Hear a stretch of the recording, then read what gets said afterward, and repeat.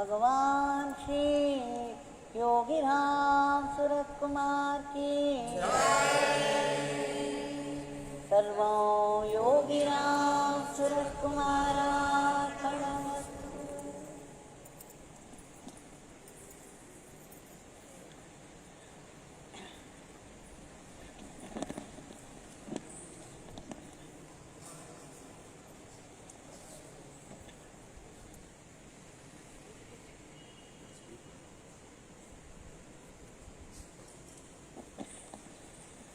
It is with deep gratitude we shall once again offer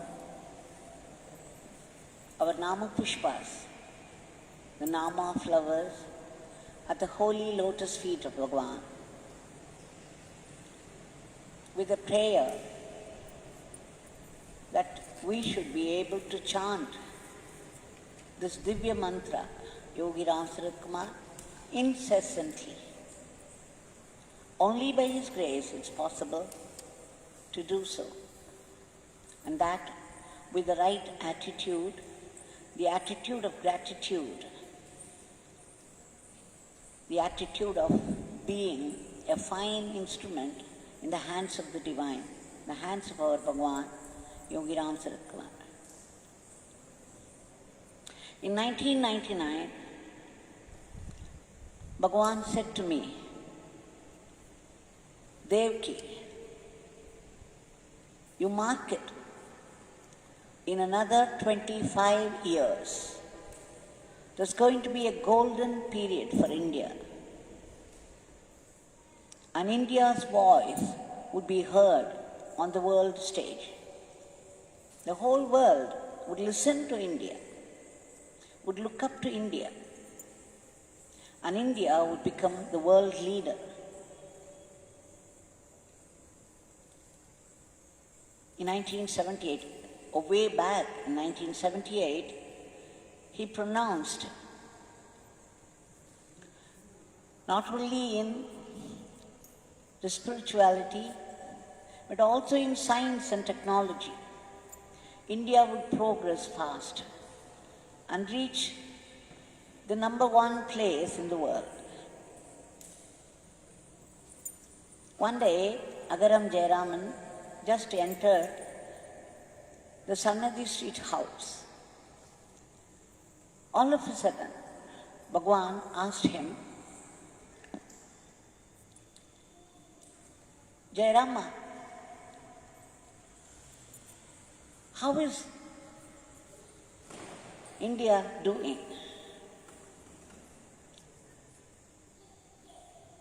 And pat came the reply without any hesitation from Jayarama, Swami, India is progressing.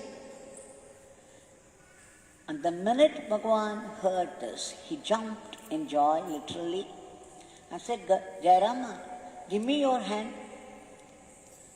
And then Bhagwan shook hands with him and said, Jayarama, you gave me an answer that has pleased this beggar. No end. Yes, India is progressing. And then he went on to say, India is the land of the great masters. It's Punya Bhoomi. It is the playground of the great masters. The very air of India, he began to quote Swami Vivekananda. He said, what has India been doing for ages and ages except producing sages? And then he said, Swami Vivekananda quoted Swami Vivekananda when he went to Americas. He said, the very air of India is holy. The very earth of India is holy. It is the holy land of the great masters. And then Bhagwan went one step ahead and said, even to be born in India, one should have done meritorious deeds for janmas. What a great saying. When I heard that Bhagwan said, as far back as 1978, that India would progress in science and technology also, India would flourish in all fields, I had my doubt. Helplessly, the doubts would come again and again in science and technology. I couldn't believe it. I knew that Bhagwan's word is truth. It would come to pass because people like Bhagwan have become one with the cosmic being. They live in the house of truth, and whatever they say will become true. So here, today being the Republic Day of India, morning we had a small function, and just when we were singing Subramania Bharathiyar's song, Pattoli Visi Parakkudu Pari, Thayin Manikodi Pari, Pattoli Visi Parakkudu Pari, that we were saying the flag is swaying in the wind so majestically for all the world to see. It truly happened. The flag, which was just still until that moment, as we were singing, suddenly there was a wind and it began to wave, sway in the breeze. We were touched by this gesture, a gesture of grace from Bhagwan. Now we see, when we hear the news, one after the other, how the Indians are faring in the field of science and technology, in the field of medicine, that the world has come to call India the pharmacy of the world. India is supplying the medicines to countries like Pakistan and Bangladesh and Nepal and the Western countries.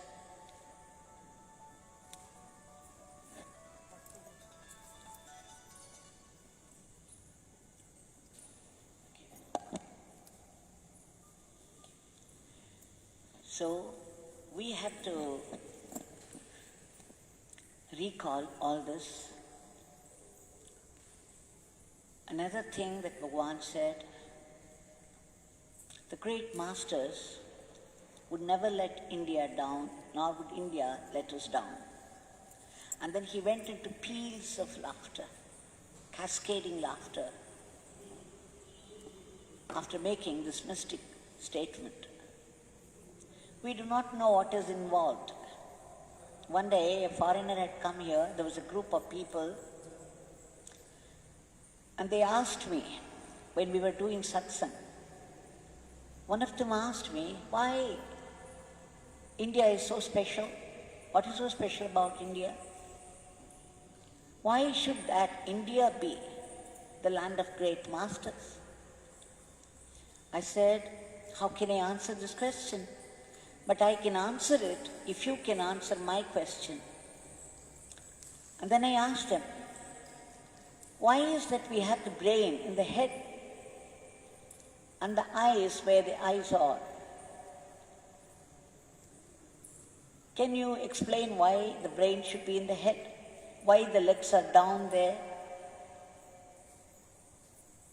Can we explain? Like that, we cannot explain why a certain land is chosen. Some land in the world has to be chosen for the place of the divine. It happens to be India. So how can we answer these questions? Impossible questions. There is no need to indulge in these questions. Let us make our life fruitful by remembering the divine, knowing that Becoming one with God is the only purpose of life. God is the goal of everybody's life. No matter where you are, like I said, whether you are in Australia or Argentina or Alaska, the only goal of life is God. Attaining God or becoming one with God is not in our hands. It takes a lot of preparation of mind, but definitely remembering God is very much in our hands if we make a little effort. As long as we think that we are the body, as long as the ego is active, and we think that we are thinking, we are talking, we are doing, we also have to remember that we have to make self-effort.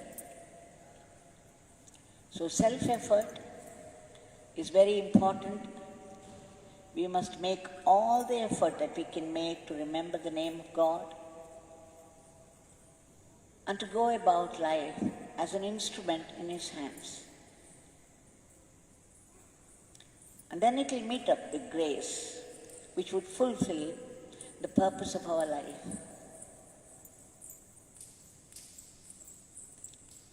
Today being the Republic Day, I felt it necessary to talk about the prediction of Bhagwan. There are many people, Sri Aurobindo, Swami Ramtirth. Swami Ramtirth declared that he would always be in some human form, promoting the glory of India. Can you believe it? Bhagwan told me all this. So the great masters are working towards this, and the way India is exporting the medicine to other countries, sending medicine, I should say, we have an ideal in Hinduism, Vasudaiva Kutumbakam. The whole world is one family of Vasudeva, the family of Lord Krishna. Today I saw the interview of the Indonesian president. And the interviewer is asking the president, who is your favorite god? And the president declares, Lord Krishna. What an unexpected answer. The American president, the former American President Obama, used to carry a small statue of Hanuman.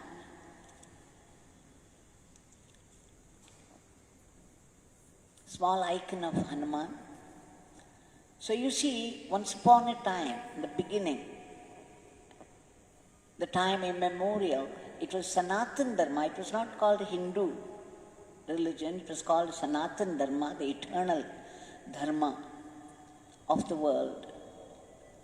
And it was everywhere, the whole world. It was only Sanatana Dharma. All other dharmas developed much later.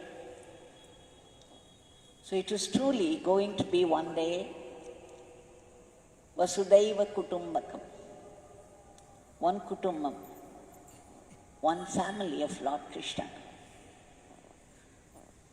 the Supreme, whatever you call, by any name. Now we shall come to today's incidents, which I spoke about in the morning. Bhagwan said, when he talked about how India is going to be,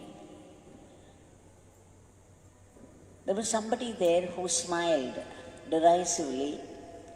Oh Swami, just see how India is today. So much corruption everywhere. Nothing about India can recommend this kind of state that you are talking about. Then Bhagwan said, You do not underestimate the power of my Father. When He chooses, He would change the whole world overnight. No matter how things look today, Father could change it in a fraction of a moment. So we have this promise, very endearing, very promising, and above all, it is from the great masters, and therefore a definite truth, very heartening.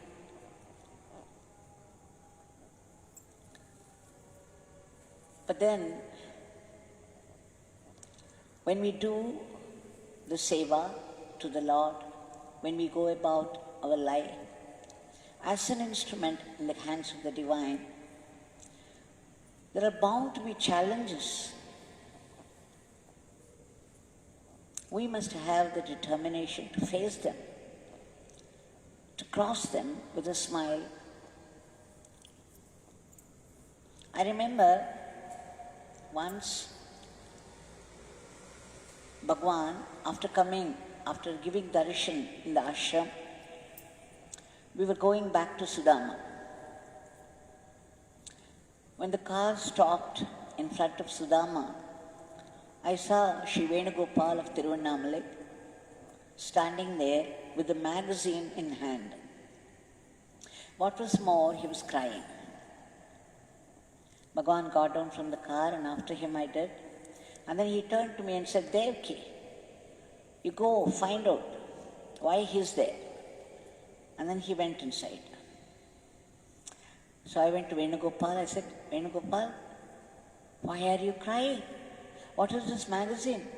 Bhagwan wants me to find out. He said, Amma, and he could not go any further. He started crying again. There was a fresh bout of tears. He said, someone has written very badly about our Bhagwan. We know how divine he is, but someone has said something else. I said, don't worry, we shall see. Bhagwan knows better. Bhagwan knows best. Give. And then I took it and said, I told him, if Bhagwan calls you, I will come and tell you. Otherwise, I will let you know what Bhagwan said. So I took it inside and then placed it before Bhagwan. Bhagwan was already smoking. I placed it before him. And then Bhagwan looked at it and then said, Devaki, open that. What is it? I repeated what Venugopal said, and he said, okay, you start reading it. Little did I expect that there was such bad stuff inside. I don't want to say filth, but I've said it. It was a very distasteful language. And even as I read, I could not go ahead. I could not read out. And there was an impotent anger rising up, welling up inside. And tears were filling my eyes. I saw Bhagwan from moment to moment to moment burning his energy out for the sake of the world, for the welfare of the world, for uplifting the consciousness to a higher, lofty level. And here, there was such nonsense repeated again and again. There was something about me too, naturally, and finally, somehow I managed to finish. And then Bhagwan said, Devaki, give this to me. And then, you know what he did?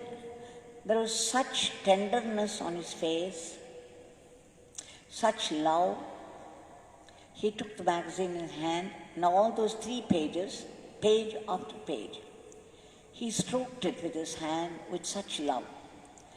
And he pronounced, "My father blesses so-and-so," the author. He was the writer who had come some time before with his son, who had gangrene in his leg. It was rotting, and there was a rotten smell as soon as he entered. And we didn't even know where it was coming from all of a sudden. And then the writer appealed to Bhagwan to cure his son.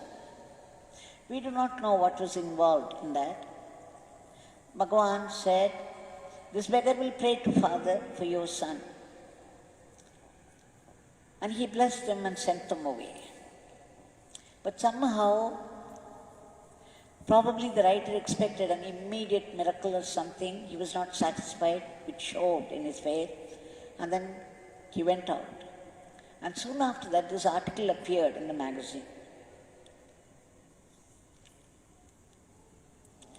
But all that Bhagwan had was love, pure love for this man, the misguided man. And he pronounced 3 times, "My father blesses so-and-so. My father blesses so-and-so." I don't want to mention the name. And then said, "Devaki, you take it to Venugopal and give him. There's no need for him to come here." So I went out, and then Venugopal was all eagerness. "Amma, what did Bhagwan say?" I said, "Venugopal, he blesses people like you and me just once. But here he took page after page, stroked it with such love, and pronounced, 'My father blesses this man.' 3 times, not just once, but 3 times. And then he started to cry. He burst out crying again, and I joined him. This is a Mahatma. This is how they poured love on these people also. Because just as the sunlight, you cannot separate the sunlight from the sun. When somebody mentions the sun in the sky, it is sunlight. I remember once Justice Arunachalam had come with some people, and Bhagwan was telling him, it was before he took up the responsibility as the head of the ashram, as a spiritual successor. Bhagwan was telling him, "Justice, do you know the river carries water and it allows any animal, no matter how wicked people or animals are, anyone can come and drink water. It doesn't keep any water for itself. It simply flows for every creature to come and quench their thirst. Do you know a tree laden with fruits, ripe fruits? The tree doesn't keep any fruit for itself. It drops all the fruits for others." He said, "Do you know how a cow functions? There is milk from the cow. It doesn't confine itself to its calf. The milk is for everyone. It gives milk to humans." So he went on saying one after the other, how when you look around, the nature is yielding all the time, selflessly. The air blows everywhere for everyone to breathe in. Free. It doesn't charge you anything. the water, everything. The sky is the same whether you go to the North Pole or anywhere else in the world. The same sky. It's meant for all. And then Bhagwan said, don't you know that if a man is naturally selfish, he wants everything for himself, and not only for himself, for his own people. But even that is understandable. But one thing, when somebody throws abuse at you, at anybody, if the man doesn't retaliate, that would be sufficient. If the man doesn't take any vengeance, that would be great. Because a man, you cannot expect a man to be unselfish. But at least when somebody attacks him, hits him, if he refrains himself from attacking back, throwing abuse for abuse, that would be great. At least this much a man should do.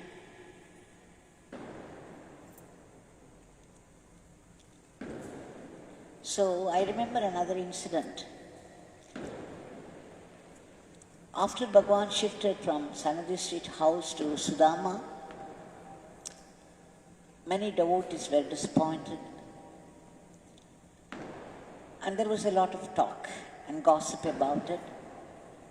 So Bhagwan called Sadhu Rangarajanji and said, Sadhu Rangarajan, you are running a magazine, Tattva Darshana. This beggar would like you to write about this beggar and Devaki in your editorial. Sadhu Rangarajanji immediately went and sat in a corner, and right in front of Bhagwan, he wrote the article.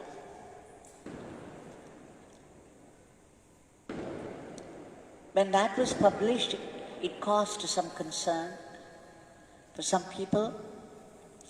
And there was a very popular standard magazine in which an article appeared where they had high praises for Bhagwan, but Sadhu Rangarajan was very badly attacked. Of course, Sadhu Rangarajan was not disturbed about it, but he brought the article for Bhagwan to see. Then you know what Bhagwan said? Sadhu Rangarajan, there is a lot of abuse here for you, but do not give back abuse for abuse, but strengthen your cause.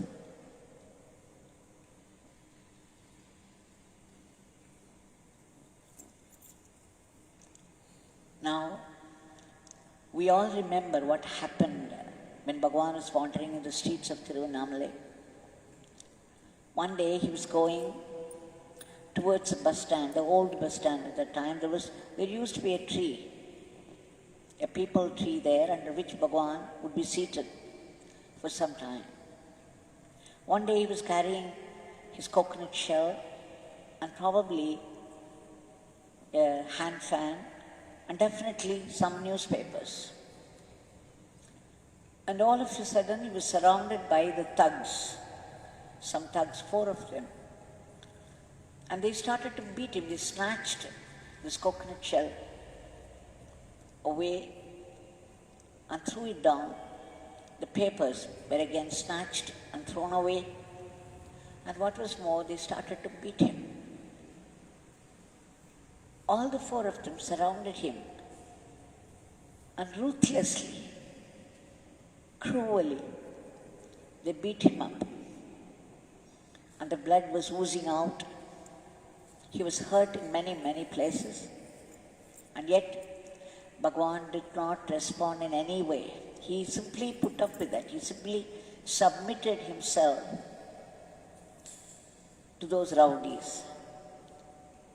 When somebody when two of his attendants came to hear about it, they came running to the spot, and seeing them, these thugs ran away from the place.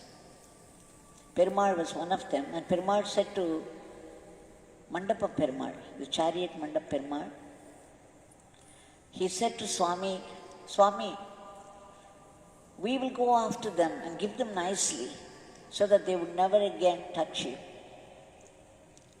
But then you know what Bhagwan said?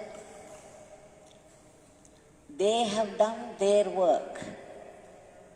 Let us do Father's work. Let us do Father's work. When did he say it? When he was sitting comfortably in a sofa? Or in the protective atmosphere of an ashram? No. When he was hurt in so many places and the blood was oozing out, right in the middle of the road, he said it. Those people have come to do this work. They have done their work. Let us do Father's work. This is meant for all of us. They lived it. They not only spoke about it, they lived it. Bhagwan also said at the time some 20 people were standing there as a crowd and watching the whole show.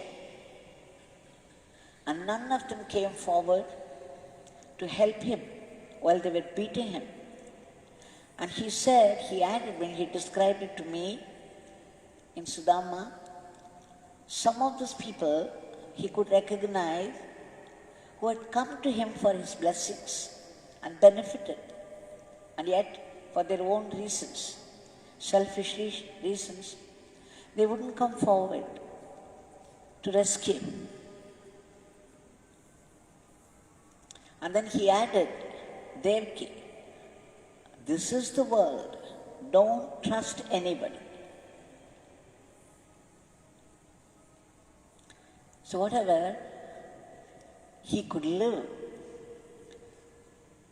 all the teachings that he gave us, he lived every one of them. By his own example, by his living example, he showed us that they could be lived by us also. India has risen to this great level, slowly raising itself, despite all the challenges, all the abuse, all the wickedness it's facing from all sides. It is not for us to give abuse for abuse, but strengthen our cause, as advised by Bhagwan. It applies to all the individuals also. When we go about life doing his seva, Bhagwan's seva, we come across such challenges. There are people who, by criticizing the sevaks, they consider themselves above them. That doesn't matter. What matters is to push ahead, to go ahead, and continue to be sincere sevaks. So, Bhagwan, Yogi Ramsuratkumar, who is now helping India, helping the whole world in alleviating the sufferings of the world. Wherever people suffer, I had seen him immediately going into work. Be it, like I said, Argentina or Alaska or Australia, Bhagwan was there in a different dimension, working and helping and alleviating the suffering there. And now that Bhagwan is here in front of us with his hand raised in benediction. And there's a constant flow of grace from his hand.